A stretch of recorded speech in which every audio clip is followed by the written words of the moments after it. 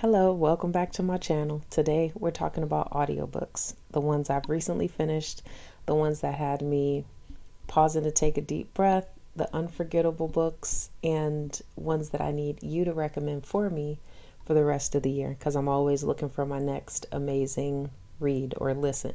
So I don't know about you, but I listen to all my books in audio form. It's how I get through my to be read list because I can do it on the go while I'm cooking, while I'm driving, whatever. So if you're an audiobook fan too, let's talk about narrators, voice performances, and stories that really stick with you because I need to add to my list. It's only March.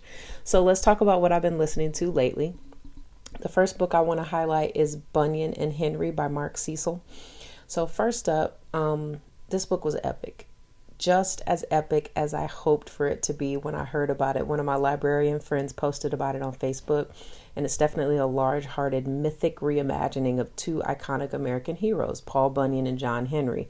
But instead of just like retelling their stories, the author gives them like depth and struggle and a purpose and a deep friendship.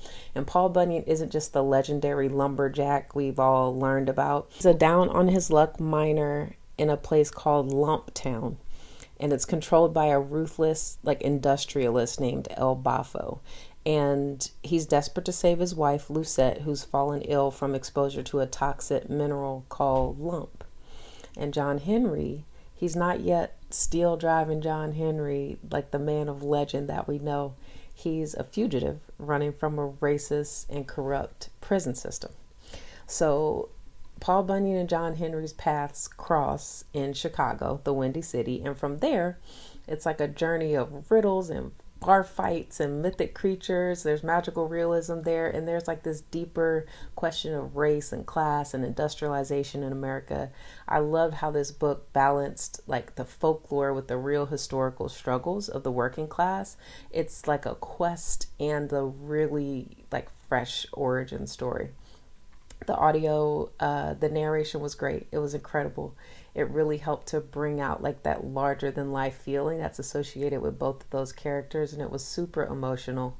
It was so well done. And after finishing this book, I was really intrigued about the author because I'm like, who the hell comes up with a story like this? So I looked him up. He's got a podcast called The Thoughtful Bro, and he does like deep dive author interviews, especially about the craft of writing and myth making. So it's worth the listen as well. So book number 2 is The Reformatory.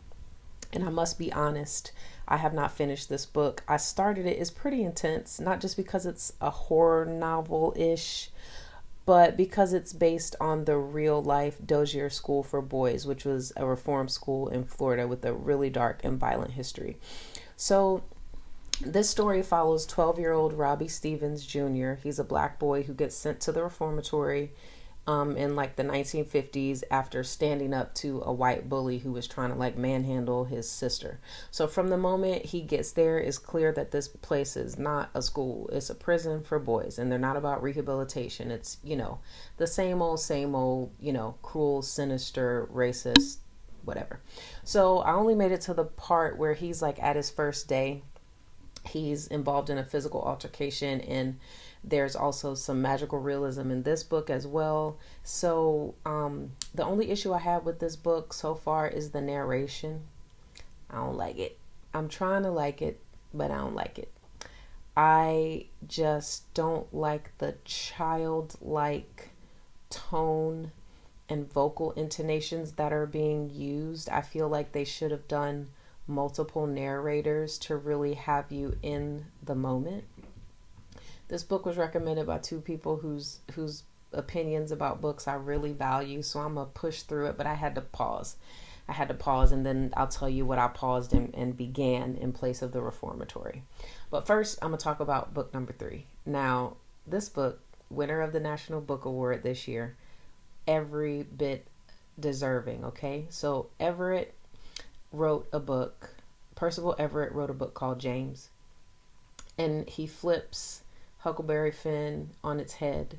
If you haven't heard about this book, it's absolutely phenomenal. The narration, the storytelling, the twist at the end, hearing like Nigger Jim's voice, his internal thoughts, his sharp observations about the world around him. It just made me rethink everything about the Mark Twain original. So Jim is the narrator in this book. He's the main character, and he is not a dumbed down slave, shucking and jiving kind of character that we got in the original Huckleberry Finn.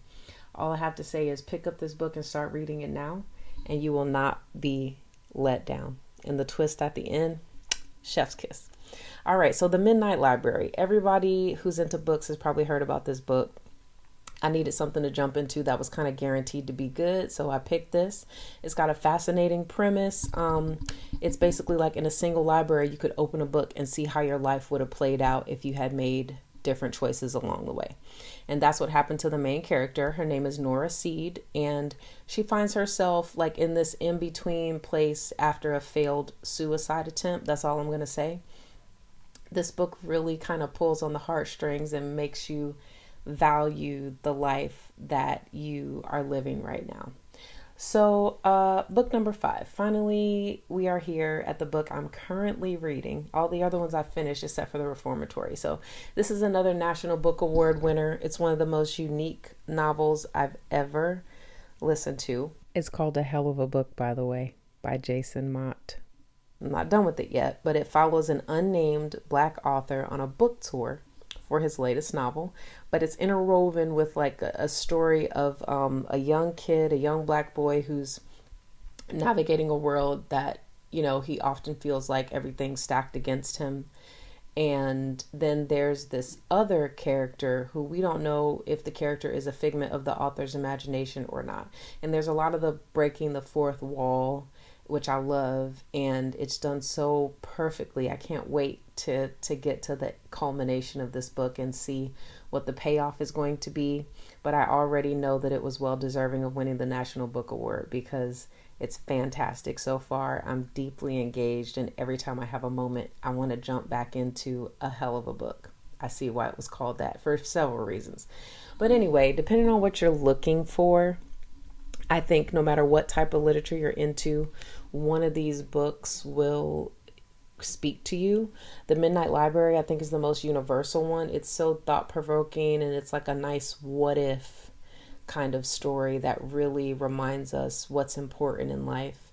And it reminds us that the little things make the big things as far as our choices are concerned. So I do want to know what you are reading. I want to know your recommendations.